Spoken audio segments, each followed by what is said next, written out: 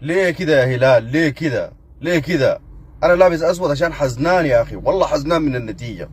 انا من امس قلت ابلعها، والله ما قادر ابلعها، اقسم بالله ما قادر ابلعها.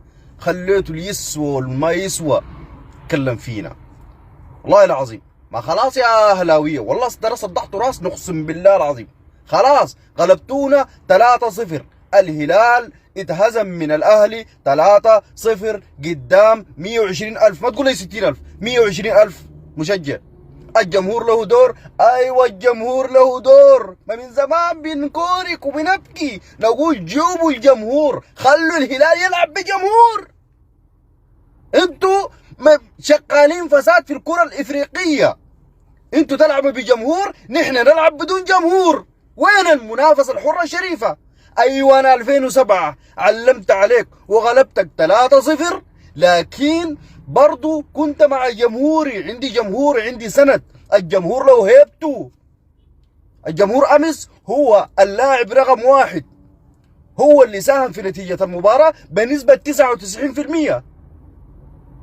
الهلال امس ما جا الهلال، لكن بيتجوا درمان.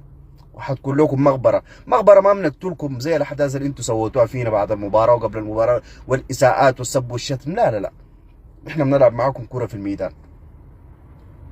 والله يا جماعة زعلان، والله يا زعلان. لكن يا اهلاوية طال الزمن او قصر، حقنا بناخده تالت وامتلت. حنعلم عليكم. الخمسة اخدتوها من سان داونز، لا لكن ديك المرة الجاية بتاخدوها مننا، ابشركم. السلام عليكم. السلام عليكم. مبروك لكل الاهلاويه، لكل الجمهور. الحمد لله امبارح كان فرحان. برضو انا قلت فضل موسى مش هيظهر تاني. ده عمل لايف وطلع اتكلم وطلع تاني بيقول مبروك يا اهلاويه، قال مش عارف ايه الهلال السوداني انتوا عملتوا فينا كده.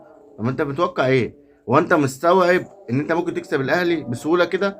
هو انت بترجع لي 2007، بترجع لي ذكريات من كام سنه، وده ترجع لي ذكريات من 16 سنه؟ يا ابني انت مش لاقي حاجه تقولها؟ مش انت كنت واثق وهنيجي نكسبكم وهنيجي نسعد من اجل القاهره في وسط جمهوركم؟ يا ابني انت دماغك مش مستوعبه انت بتقول ايه. وشغال تقول احنا خسرنا 3، مبروك يا ابو خمسه. خمسه ايه يا ابني؟ احنا خسرنا من سان داونز على قلبنا زي العسل. انت مالك؟ هو انتوا بتدخلوا نفسكم في ناس كسبتنا ليه؟ ما تكسبني انت واطلع اتكلم انت. وايه هكسبك بيقول يا رب نتقابل السنه الجايه، وانت كمان لسه بتحلم نتقابل تاني؟ يا ابني انتوا فريق، وانت اقسم بالله انت مش مصدق ليه اللي انتوا عبانين. يا ابني والله الماتش امبارح كان المفروض يخلص 6-7، بس لو على الحظ.